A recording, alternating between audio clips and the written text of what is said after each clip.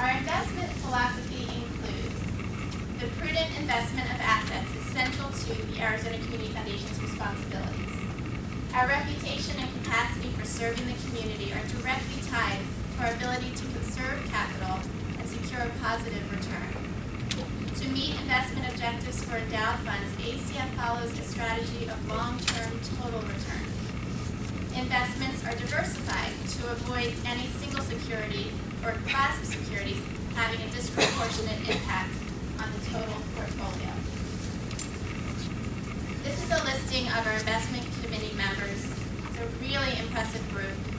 And if you'd like more information on our investment management or up-to-date information on our investment performance, you can check that out on our website and, of course, on the investment management forum on the display table, or talk to our CFO anytime.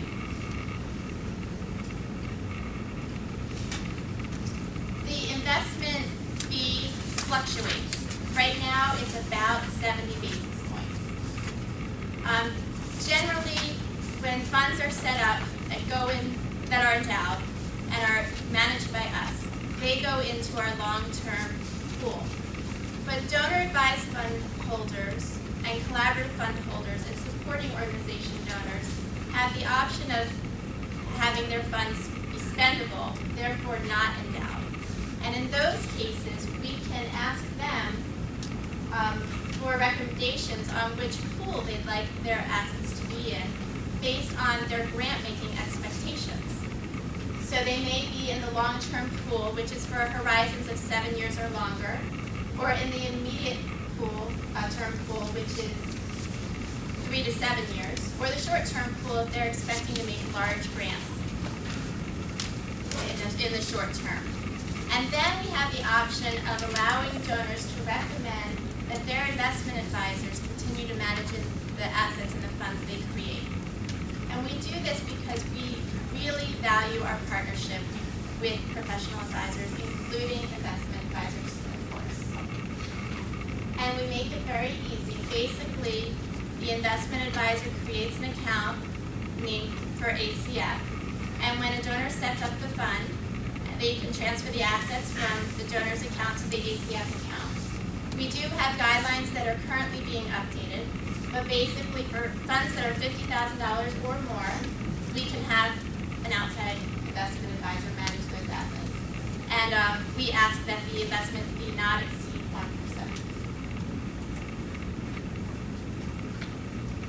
And now I'm going to touch on some plan giving. Lifetime giving are outright or direct gifts made during the donor's life. Planned gifts are gifts that are planned during life, but they're not realized until the future. Planned gifts may possess one or a combination of the following characteristics. They may be made upon death. They may involve lifetime financial benefits to the donor. They may be structured to minimize estate, gift, or income taxes, often the avoidance of capital gains. We're going to just touch very briefly today on some of the more common plan giving vehicles. But if you're looking to expand your knowledge on plan giving, I do suggest considering attending the Plan Giving Roundtable Summer Forum on June 3rd. You can learn more about that at pgrtaz.org. Of course, the Arizona Community Foundation is always a resource for you as well. But I just encourage you. I think that's a great organization and it's coming up, so it's a nice opportunity to keep in mind. When establishing a plan gift with ACF, donors can contribute to any existing fund that we have.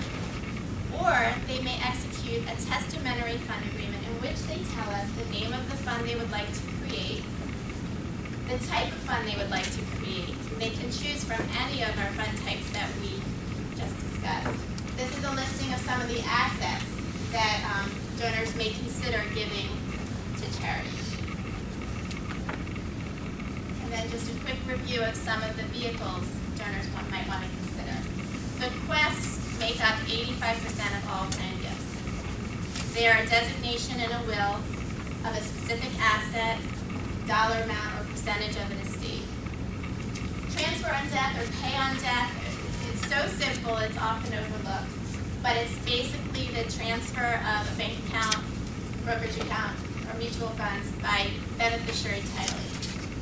And then there's retirement asset beneficiary designations and life insurance beneficiary designations, which are also very simple to do. And basically just name ACF as a beneficiary. We have some more information about this in our materials, and especially on using life insurance in charitable giving, which is, we're seeing more and more of that. And of course, retirement assets are the first asset that donors should consider giving to charity at death because of the estate and income tax issues related to those gifts. Real estate with retained life interest, sometimes called life estates, are when donors contribute a home or a farm to a charity but retain the right to live in it during their lifetime. When they pass away, ACF will sell the home, invest the assets, and then make annual distributions in accordance with the donor's expressed charitable wishes.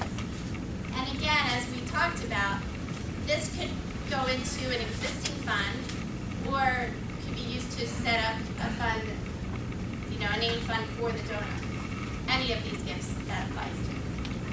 A bargain sale is where donors sell an asset to the community foundation to benefit the donor's named charitable fund or an already existing fund for less than the fair market value of that asset, and thereby making a charitable gift. Charitable gift annuities and charitable remainder trusts are where donors generate an income stream for life and receive a current income tax deduction for the remainder to charity. So they're benefiting themselves as well as the charity. And they can have the assets flow into a named fund at ACF to leave their lasting legacy.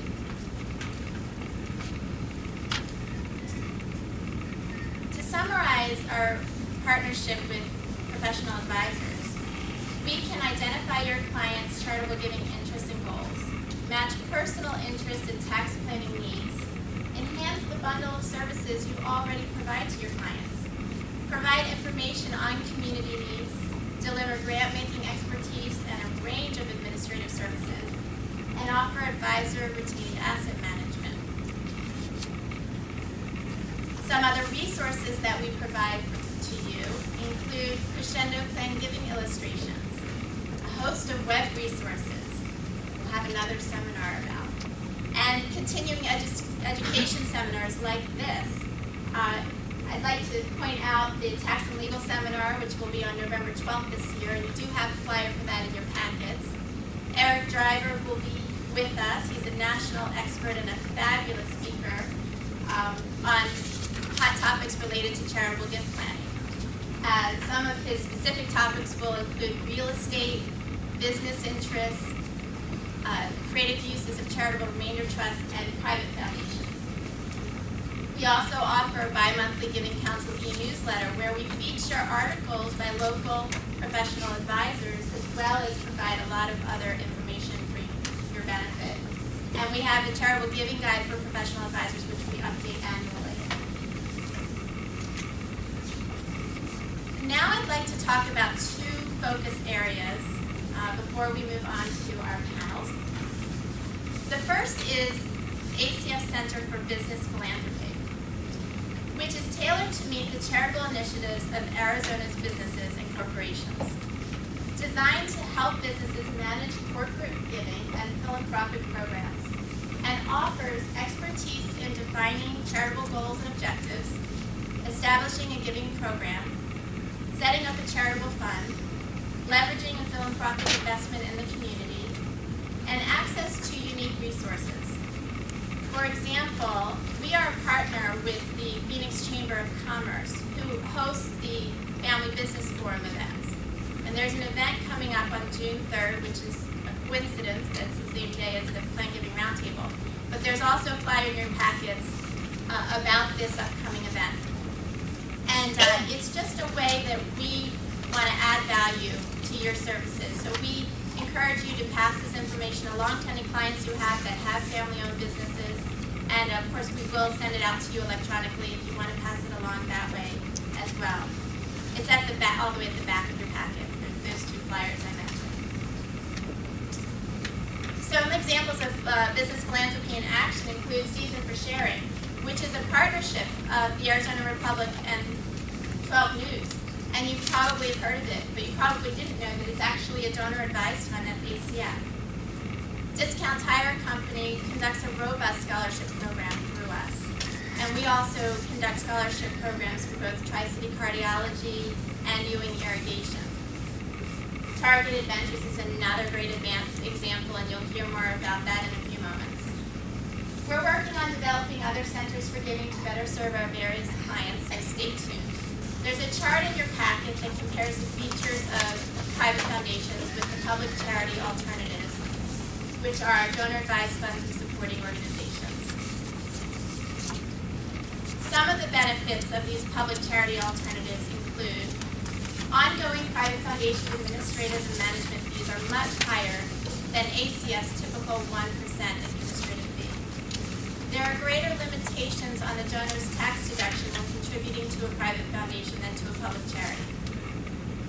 Private foundations must distribute 5% of their assets annually, while funds held at public charities like ACF are not subject to this requirement. Grants from donor-advised funds may be made anonymously, and names of donors to a donor-advised fund can be kept confidential. Not so with a private foundation. With a private foundation, donors are responsible for all administrative work. With a donor-advised fund and a supporting organization, ACF provides the back office work and enables donors to stay focused on their grant making and fulfilling their charitable dreams. In the wake of the economic turmoil, more and more philanthropists have been closing private foundations and converting those assets to donor-advised funds. Recently, we've worked with a private foundation that rolled its assets into a donor-advised funds because the assets depleted so much in this economy. They were only $300,000, and it did not make economic sense to maintain the private foundation. Others have shared with me that the higher tax deductibility has been a big issue. The tax deductibility of putting those assets into a public charity versus a private foundation. And others have also said that the 5% minimum distribution requirement for private foundations in this economy has been a big influencer as well. And still other donors are telling me that they're more cautious about exposing themselves to liability, excise taxes, and penalties associated with private foundations, and they're realizing the flexibility that's available to them when working with a public charity like ACF.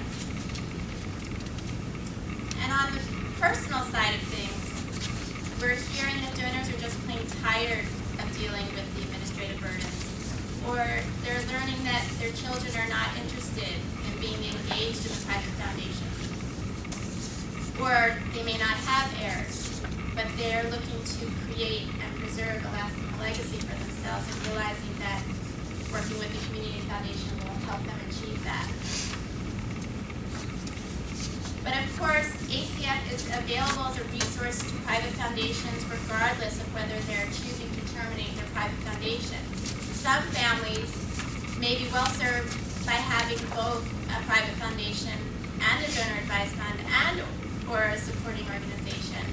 I've just worked with a donor prospect last week who is setting up a donor-advised fund and maintaining their private foundation, and is talking to his kids right now and realizing that they probably don't want to run the private foundation, but it may be that ultimately he uses the donor-advised fund to create that lasting legacy. But for now, he's going to have both.